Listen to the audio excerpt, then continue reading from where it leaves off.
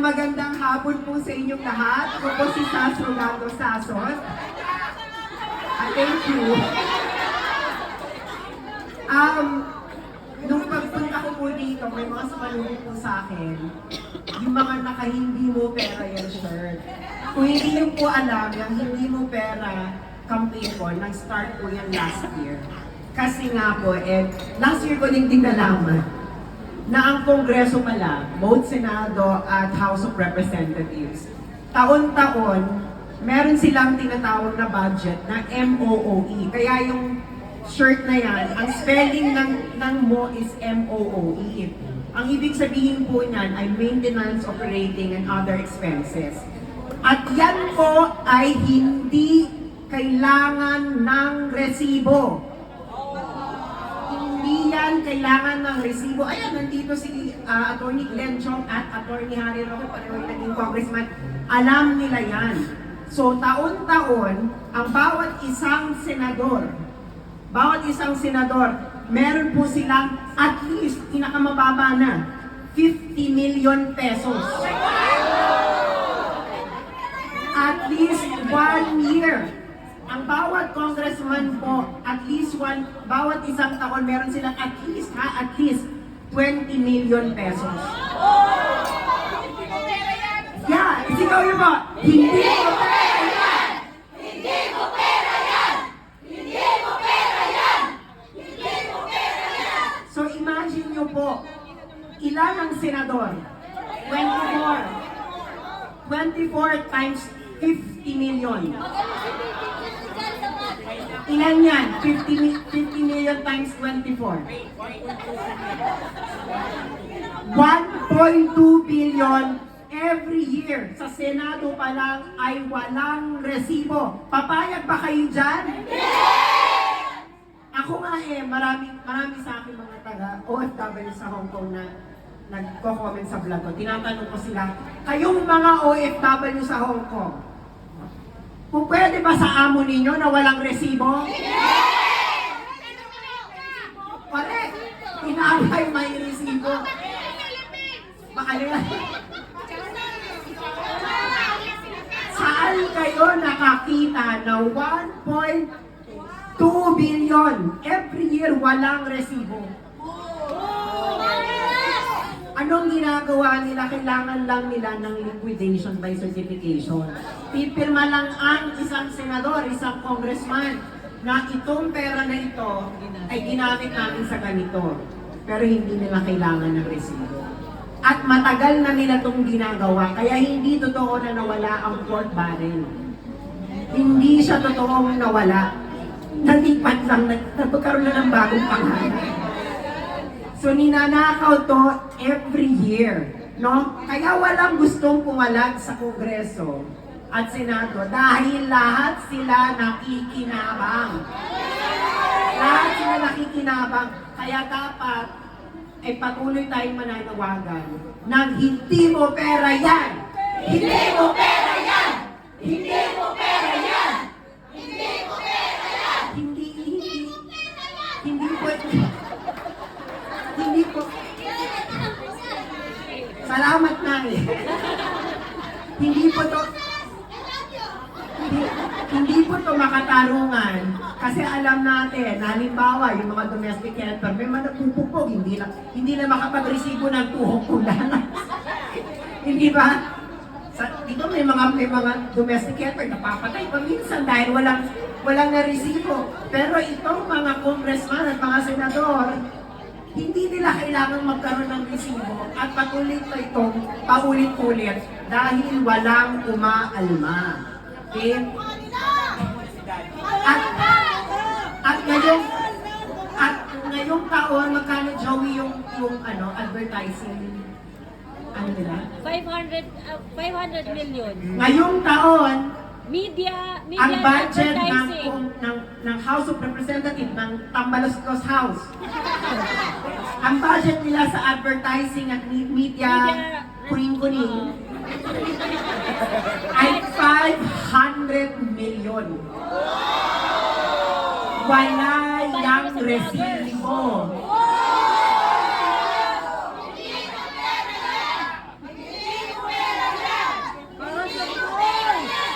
magkano yan before? Around Around 25 million lang yan before ang media budget nila. Ngayon, 500 million. Kaya, resibo. Kaya kailangan nyo humingi ng resibo. Kaya nga sabi ko, ito hindi to laban ng mga Duterte. Hindi to laban ng kahit sinong politiko. Laban ito ng bawat isang Pilipino dahil taon-taon tayong ginagago na ginagamit nila ang pera ng taong bayan. Tapos wala silang resibo. Makatarungan ba yan?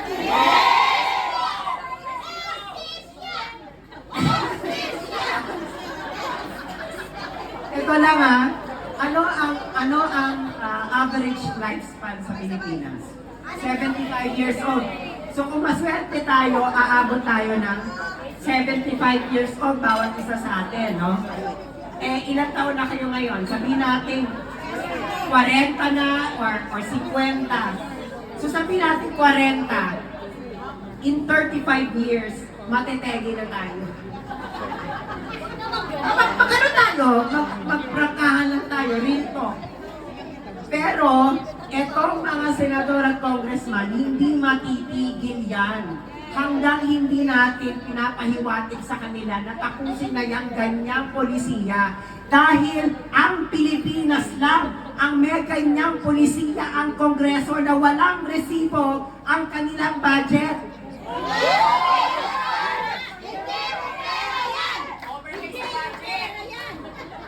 Kaya nga, nung binabaruban nila si Inday Sara sa confidential fund, tama lang naman.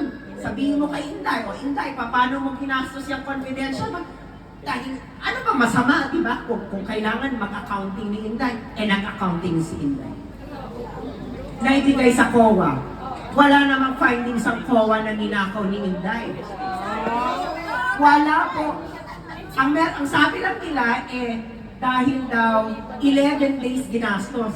Paano hindi 11 days na gastusin? Ibinigay ng Office of the President ang pera December 19. Sa gobyerno po, kailangan ang budget na ibinigay sa iyo ay kailangan mo gastusin bago matapos ang taon. Yan ang hindi nila sinasabi sa taong bayan dahil gusto nilang lokohin ang taong bayan dahil sila talaga ang nagnanakaw sa kabayan ng bayan. Nagnanakaw.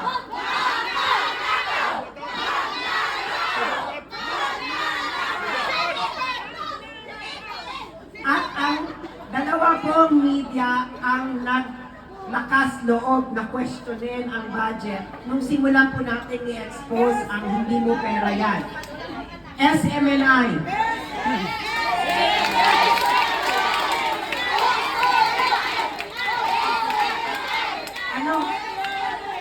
Anong ginawa ni Tambaloslos?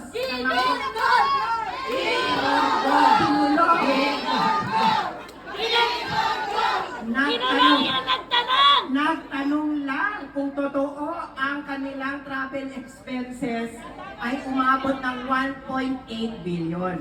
Mali naman kasi si Lorraine at si Ka Eric. Hindi siya 1.8 billion, kundi 2.2 billion.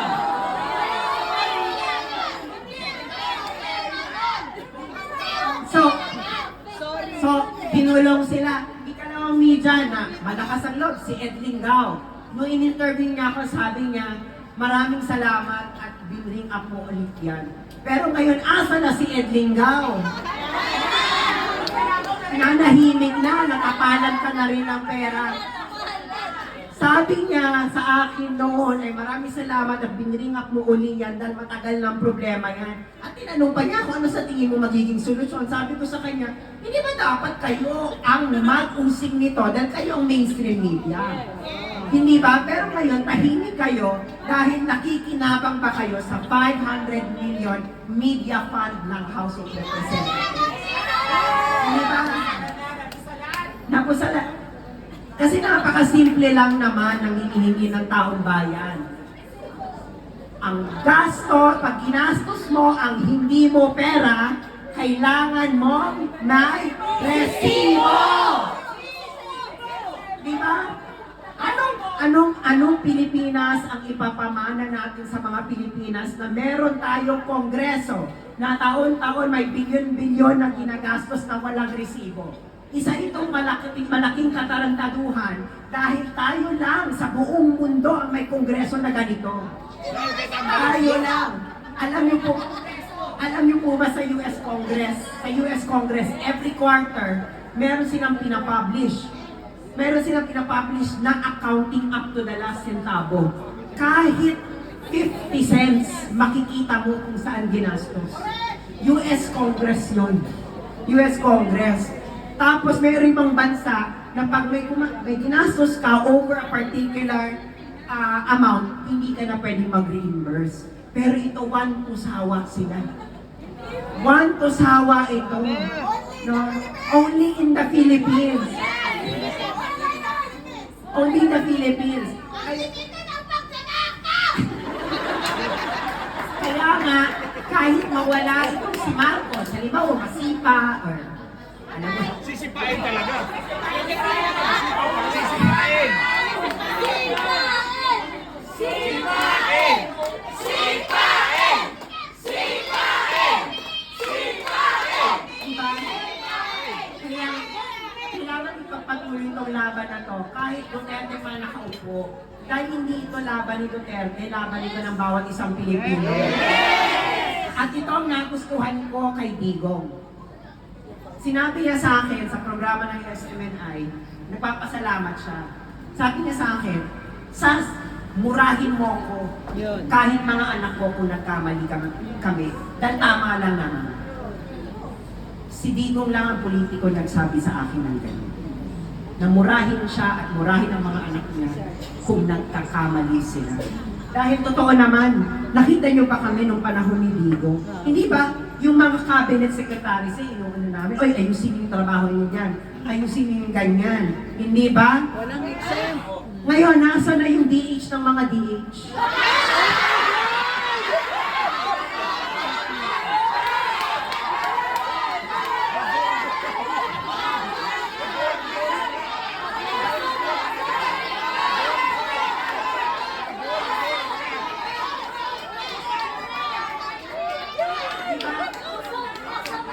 Hindi na nakakatot, Sas. Hindi na siya umutot.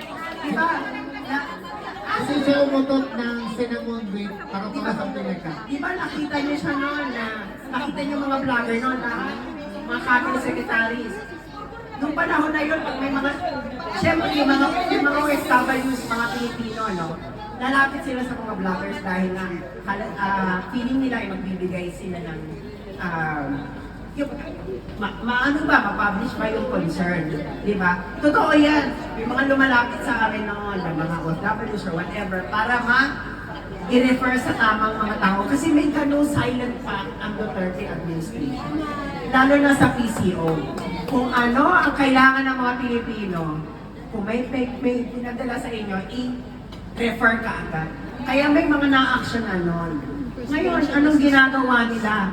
Ginagamit nila ang social media para pagtakpan ang kanilang mga kapalpakan at pagnanakaw. Yung DH ang mga DH, isa pa yan.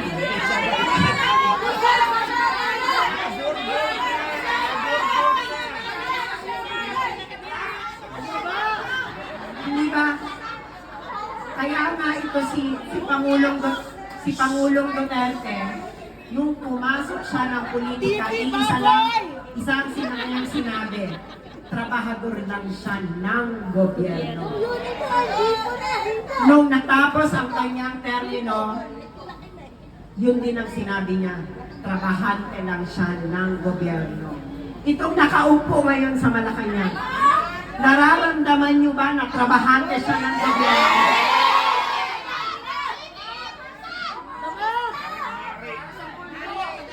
Ang feeling ngayon ng mga nakaupo sa Malacanang ay pag-aari nila ang Pilipinas. Hindi ba? Wala silang pakiramdam. At binudol tayo. Yun naman talaga totoo. Binudol tayo. Tama. Tama ka, Nay. pupunta tayo ngayon dahil sa sinasabi niya Naya, kasi alam niyo po ba ang pillars ng Philippine foreign policy? Ang isa sa mga pillars ng Philippine foreign policy are the welfare and interest of the overseas Filipino workers. So, isa kayong malaking pillar ng foreign policy. Ano ibig sabihin yan? Dapat ang foreign policy ng Pilipinas, kailangan i-address ang welfare interest ng bawat isang overseas welfare Filipinos. Kailangan babalansin mo yung mga interest, may territorial integrity doon, economic security, at ikatlo, yung welfare ay interest ng OFWs. Bakit si Pangulong Duterte ay my friend to all, enemy to none na foreign policy? Dahil sa lahat ng bansa sa buong mundo ay may OFW. Hindi ka po pwedeng magkaroon ng kalaban, tapos ang mga Pilipino, ang mga citizens mo ay nasa iba't ibang bansa. Dahil para lang yan sa isang barangay. Kung ang anak ninyo ay iniiwan ninyo sa kapitbahay ninyo sa araw-araw, tapos aawayin niyo yung kapitbahay ninyo, hindi ka babangag. Nagagawin mo yan at ipapahamak mo yung anak mo. Hindi ba? Kaya ganon ang foreign policy ni Duterte. Dahil ang unang-unang mapapahamak pag ikaw ay may inaway na bansa at yung ginagawa nila ngayon sa Pilipinas, na ang ginagawa nila ay nagpo-promote ng racism, pag ang nares baka na yung mga Pilipino, anong gagawin nila? Nga. Dahil hindi na nila ito iniisip, paano ba nila maiisip kung paano nila aaksyonan ang mangyayari? Hindi ba? Kaya mga kababayan, okay, tayo ano mo daw, papunta na tayo sa afterlife. Ang tinatarget nila ngayon, yung mga anak ninyo. Yung mga anak ninyo na nasa social media, nag-TikTok, nagaganyan. Kausapin ninyo yung anak ninyo. Dahil, malamang hindi, baka hindi tayo makaranas ng wars ng ating bansa. Kundi yung susunod na generation, yung mga anak ninyo at yung mga apo ninyo. Kaya kausapin ninyo yung mga apo ninyo at mga anak ninyo na huwag makinig sa bangag. Huwag makinig sa bangag. At ang ituro ninyo sa inyong mga anak, at siguro isa puso nyo na rin, ay tratuhin ninyo ang bansang Pilipinas na para ninyong anak. Itrato ninyo ang bansa bilang isa ninyong anak. Bilang isa ninyong anak, ayaw ninyo ng inyong anak ay mapariwara. Ayaw ninyo ng inyong anak ay maparbarkada sa maling tao. Ayaw ninyo ng inyong anak ay binubuyo upang makipag-away. Ang gusto ninyo ay inyong anak ay lumaki ng disiplinado, may patutunguhan, at maayos ang kanyang kinalalagyan. Sa tingin ninyo ba, ang inyong anak na Pilipinas ngayon ay isang anak na lalaking responsable, disiplinado, at may patutunguhang bansa? Sa kalagayan niya ngayon, wala. Kasi nga, ang kanilang concern ay kung paano sila patuloy na magkakamkam ng pera. Ano ba ang nangyayari ngayon? Sino ngayon ang inaaway ni BBM na malalaking tao? Wala. Kung nung panahon ni Duterte halos araw-araw ay may minumura siya.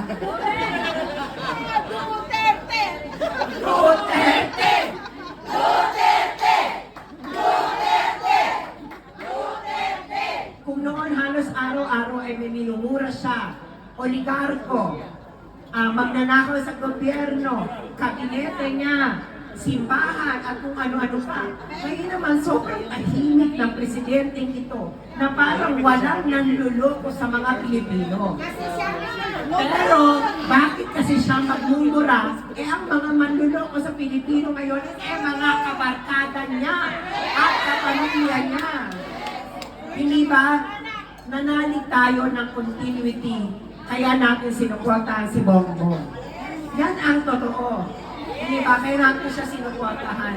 Pero ang nangyayari ngayon ay hindi continuity, kundi paglubog ng Pilipinas para lamang sila ay may pang-party sa Malacanang.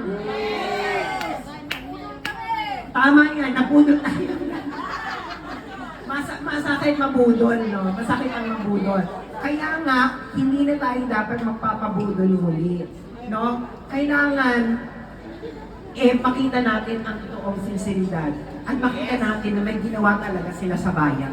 Kaya nga si Duterte, sinuportahan ko nun, na malaki ang ginawa niya sa Davao. Hindi biro ang paglilinis niya sa Davao. Di ba? Si Mama. Pero yun na nga po, bilang pagtatapos po, sana po ay kausapin ninyo ang inyong mga anak. Pag-usapan ninyo ang kalagayan ng bayan. Kung hindi mangyari ang sinasabing gera ni Atty. Vic sa ating panahon ngayon, mangyayari ko sa panahon ng iyong anak or sa susunod na henerasyon. Mangyayari nangyari sa Ukraine. Kaya kausapin niyo yung anak ninyo, no? Kausapin niyo sila ng masinsinan at makita ninyo para malaman nila na sila ay binubuyo papunta ng isang bangin dahil malaki ang pera sa gera. At hindi, kung ninanakaw nga nila ang MOOE nila taon-taon, paano pa yung perang ibibigay ng ibang bansa para sa aid? Yan ang kanilang totoong gusto. So mahalin po natin ang Pilipinas katulad ng pamamahal ninyo sa bawat isa ninyong anak. Ayaw ninyong mapariwara ang inyong anak. Ayaw ninyo ang inyong anak ay malagay sa gulo. Ayaw ninyo na ang anak ninyo ay binubuyo sa isang maling desisyon. Gusto ninyo ang anak ninyo ay lumaking matatag, may responsibilidad, makatao, at yumayabong ang buhay. Yan dapat ang isa puso natin sa ating Pilipinas. At itong mga nasa Malacanang, hindi nila tinatrato ang Pilipinas bilang isang kanilang anak, kundi para isang pitakang kanilang kinukupitan bawat taon. Maraming salamat.